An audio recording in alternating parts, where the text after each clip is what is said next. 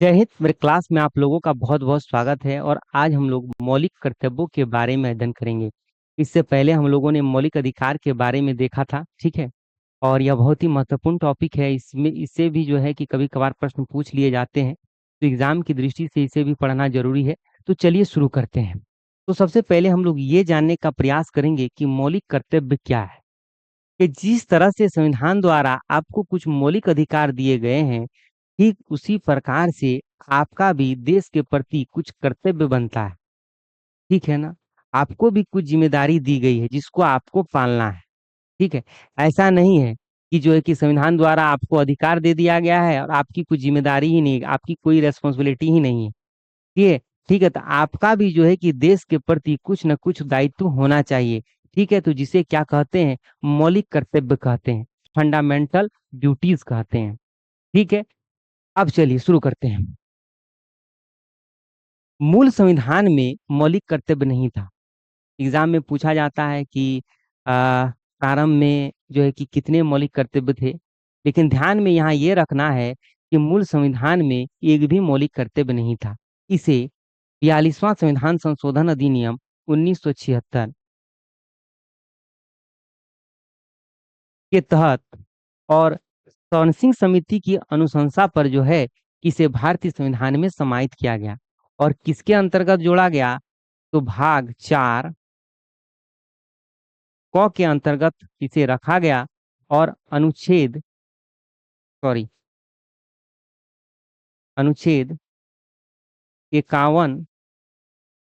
क के अंतर्गत जो है कि इसे रखा गया। किस संविधान संशोधन के तहत जोड़ा गया, तो 42वां संविधान संशोधन अधिनियम 1976 के तहत। किस समिति की अनुशंसा पर, तो सॉनसिंग समिति की अनुशंसा पर, ठीक है। और किस भाग के अंतर्गत रखा गया, तो भाग 4 क के अंतर्गत रखा गया और अनुच्छेद 51 क के अंतर्गत रखा गया। और इसमें तब कितने मौलिक कर्तव्य थे, तो इसमें जो है कि कुल मिलाकर 10 मौलिक कर्तव्य रखे गए थे। फिर इसके बाद क्या हुआ, 66वां संविधान संशोधन अधिनियम जो है कि लाया गया और उसमें और एक शिक्षा से संबंधित मौलिक कर्तव्य जोड़ा गया। और आज वर्तमान में 11 मौलिक कर्तव्य है, उसको भी हम लोग जो है कि विस्तार से देखेंगे। तो समझ गए, इसके थोड़ा हम लोग बैकग्राउंड को समझ लिए, ठीक है। और एक बात आप लोग ध्यान रखिएगा, जो 42वां संविधान संशोधन है ना, यह पूरा का पूरा इसे स्वनसिंह समिति की अनुशंसा पर ही जोड़ा गया है, ठीक है। इसका थोड़ा बैकग्राउंड देख लिए। अब चलिए, अब ये मौलिक कर्तव्य कौन कौन से हैं देखते हैं। इसको हम लोग क्या करेंगे, सीक्वेंस वाइज याद करेंगे। पहले दो को याद करेंगे, फिर जो है कि इस दो को याद करेंगे, ठीक है, फिर इस दो को याद करेंगे, ठीक है। इस तरह से दो दो करके याद करेंगे ना, तो हम लोग जो है कि इसको याद कर सकते हैं बहुत ही आसानी से, ठीक है जी। पहला मौलिक कर्तव्य क्या है, प्रत्येक नागरिक का यह कर्तव्य होगा कि वह संविधान का पालन करें और उसके आदर्शों, संस्थाओं और राष्ट्रध्वज और राष्ट्रगान का आदर करें। पहला में क्या है, आदर करें, ठीक है। अब देखिए यहाँ पे आदर्श शब्द है, समझ गए। दूसरा में क्या है, ठीक है, स्वतंत्रता के लिए हमारे राष्ट्रीय आंदोलन को प्रेरित करने वाले उच्च आदर्शों को हृदय में सजोए रखें। यहाँ पर देखिए, यहाँ पर भी जो आदर्श है और यहाँ पर भी जो है कि आदर्श है, समझ गए आप लोग, ठीक है। तो दूसरे में क्या है, दूसरे में भी जो है कि आदर्श की बात कही गई है, यहाँ पर भी जो है कि आदर्श की बात कही गई है, समझ गए आप लोग। चलिए अब आगे बढ़ते हैं। तो याद हो गया। अब तीसरा में क्या है, भारत की प्रभुता, एकता और अखंडता की रक्षा करे। यहाँ पर रक्षा की बात कर रहा है, ठीक है। भारत क्या है, एक संप्रभु राष्ट्र है, समझ गए ना। भारत क्या है, भारत एक संप्रभु राष्ट्र है। तो भारत की संप्रभुता, एकता और अखंडता, भारत विविधताओं में एकताओं का देश है और भारत ये अखंड भारत है, अविभाजित भारत है। तो तीसरा में क्या है, भारत की प्रभुता, एकता और अखंडता की रक्षा करें। समझ गए आप लोग। चलिए, अब क्या है, चौथा में क्या है, देश की रक्षा करें। इसको बहुत ही आसानी से हम लोग याद कर सकते हैं। देश की जब रक्षा होगा, तो देश की रक्षा को हमेशा चारों तरफ से किया जाता है। तो चार में क्या है कि जो है कि देश की रक्षा करें, ठीक है। देश की रक्षा करें किसमें है, तो चौथा मौलिक कर्तव्य है कि देश की रक्षा करें, ठीक है। और आवाहन किए जाने पर राष्ट्र की सेवा करें, और आह्वान किए जाने पर राष्ट्र की सेवा करें। समझ गए? चलिए अब आगे बढ़ते हैं, दो याद कर लिया। अब पांचवा में आते हैं। भारत के सभी लोगों में समरसता और समान भ्रातृत्व की भावना का निर्माण करें। इसका तात्पर्य ये हुआ कि हम लोग जो है कि आपसी भाईचारा को बरकरार रखें, सभी के साथ मेल मिलाप रखें, से किसी के साथ लड़ाई झगड़ा न करें, और ऐसी प्रथाओं का त्याग करें जिसमें स्त्रियों के जो है कि विरुद्ध हो, खिलाफ हो। ठीक है, इसमें स्त्रियों के गरिमा को जो है कि किसी प्रकार का ठेस पहुंचा जाए, और ऐसी प्रथाओं का जो है कि त्याग करें। किसके तहत कहा गया है? तो पांच के तहत। समझ गए कि भारत के सभी लोगों में समरसता, इस चीज को ध्यान रखना है, और भ्रातृत्व यानी भाईचारा। समझ गए? यानी आपसी भाईचारा को बनाए रखे, ऐसी प्रथाओं का त्याग करे जो स्त्रियों की जो है कि सम्मान को ठेस पहुंचे। समझ गए? अब छठा है हमारी सामाजिक संस्कृति, यानी ऐसी संस्कृति जो हमें जोड़ती है, तोड़ती नहीं है। हम लोग का जो कल्चर है ना, वो जोड़ने का कल्चर है, ठीक है, तोड़ने का कल्चर नहीं है। तो हमारी जो सामाजिक संस्कृति की गौरवशाली परंपरा के महत्व को समझे, यानी जो हमारी जो जोड़ने वाली संस्कृति है, इसकी गौरवशाली परंपरा की जो महत्व है, इस महत्व को समझे। किसमें है, किसमें कहा गया है? तो छठा में कहा गया है। समझ गए आप लोग? अब आते हैं सातवां। सातवां में क्या है? पर्यावरण की रक्षा करें और उसका संवर्धन करें, जैसे झील, नदी और वन, वन्य जीव। ठीक है ना? आपका क्या है, कौन सा? तो सातवां कर्तव्य क्या है कि पर्यावरण की रक्षा करें और उसका संवर्धन करें। यह भी एक आपका जो है क्या बोलते हैं, दायित्व के समान है, कर्तव्य के समान है। लेकिन अब देखिए, इसको जो है कि मानिए या ना मानिए, कोई दिक्कत नहीं है, ठीक है ना।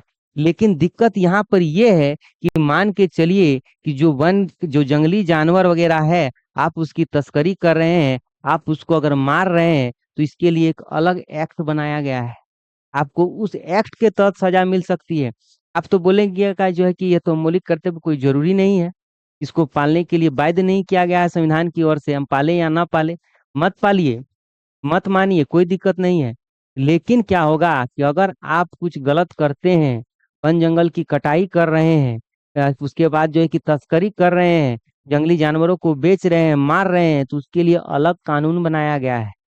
ठीक है, आपको वहां से सजा दिया जाएगा, एक चीज ध्यान में रख लीजिएगा। ठीक है, ये दिमाग में फितूर मत रखिएगा कि हमको छोड़ दिया जाएगा। ठीक है ना, ये जरूरी नहीं है इसको ठीक है ना। तो सातवां क्या है कि पर्यावरण की रक्षा करें और उसका संवर्धन करें, यानी उसको जो है कि बढ़ाना, आगे ले जाना। समझ गए? चलिए अब आगे बढ़ते हैं। कितना आसानी से देख लिया। पहले में क्या है? आदर्श है। फिर इसमें भी क्या है? आदर्श है। फिर चौथा में क्या है?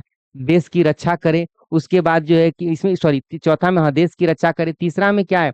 भारत की प्रभुता, एकता और अखंडता की रक्षा करें। तो क्या है? दो में उच्च आदर्श, और इधर दो में क्या हो गया? रक्षा, रक्षा की बात कही गई है। चलिए अब आगे बढ़ते हैं। वैज्ञानिक दृष्टिकोण और मानववाद और ज्ञान अर्जन की भावना का विकास करें। यानी क्या है कि जो है कि वैज्ञानिक दृष्टिकोण को जो है कि अधिक से अधिक जो है कि प्रोत्साहित करना है, बढ़ावा देना है। समझ गए ना? वैज्ञानिक दृष्टिकोण को क्या करना है? बढ़ावा देना है। या किसमें कहा गया है? तो इसमें कहा गया है आप लोगों का जो है कि आठवां मौलिक कर्तव्य है, वैज्ञानिक दृष्टिकोण, मानववाद। देखिए, मानववाद और ज्ञान अर्जन की भावना का विकास करें। ऐसी भावना का विकास करें जिसमें जो है कि मानववाद और वैज्ञानिक दृष्टिकोण से जुड़ा हुआ हो। चलिए अब नौवां क्या है? सार्वजनिक संपत्ति को सुरक्षित रखें, जैसे लाल किला हो गया, आगरा का ताजमहल हो गया, जो सरकारी संपत्ति है, ट्रेन हो गया, ठीक है, रेलवे हो गया, जितना भी सरकारी संपत्ति है, वो भी आपका दायित्व है, आपका कर्तव्य है कि उसका जो है कि उसकी रक्षा करे, उसको ठीक ठाक रखे। समझ गए ना? उसका संरक्षण करे, सुरक्षित रखे। ऐसा नहीं ट्रेन में गए तो उसका सीट काट दिए, कहीं दूसरा जगह गए तो तोड़ फोड़ कर दिए, कहीं गए तो रेलवे का डिब्बा ही जला दिए। यह भी अपराध है। ऐसा नहीं है कि ये जरूरी नहीं है, अगर आप इसका पालन नहीं करते हैं और इसके खिलाफ कुछ काम करते हैं, तो इसके लिए एक्ट बनाया गया है, अधिनियम बनाया गया है। समझ गए ना? चलिए अब क्या है? व्यक्तिगत एवं सामूहिक गतिविधियों के सभी क्षेत्रों में उत्कर्ष की ओर बढ़ने का सतत प्रयास करें। व्यक्तिगत यानी इंडिविजुअल, और सामूहिक माने सभी के साथ, माने इंडिविजुअल रूप से और या फिर सभी के साथ जो है उत्कर्ष की ओर बढ़ने का सतत विकास कर में प्रयास करना है। मतलब आगे निरंतर आगे बढ़ते जाना, डेवलप करते रहना। ये कौन कहता है? तो अनुच्छेद 10 कहता है। और 11वां तो बहुत ही इजी है, मैं इसको कितना बार बता चुका हूँ कोई पता नहीं। ठीक है। 6 से 14 वर्ष के बच्चों को जो है कि शिक्षा प्रदान करने विद्यालय भेजें। सुनिए इसको समझते हैं क्या है। 11वां मौलिक कर्तव्य क्या है कि प्रत्येक व्यक्ति, ठीक है, या प्रत्येक प्रत्येक व्यक्ति नहीं, 11वां मौलिक कर्तव्य कहता है कि माता पिता या अभिभावक का यह कर्तव्य होगा कि वह 6 से 14 वर्ष के बच्चों को जो है कि विद्यालय भेजें या शिक्षा प्रदान करें।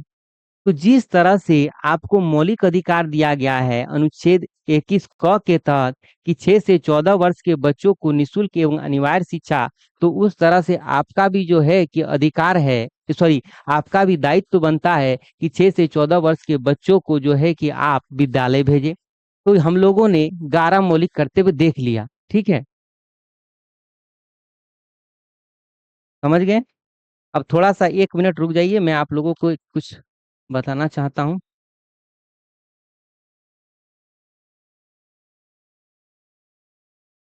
मौलिक कर्तव्य, हाँ,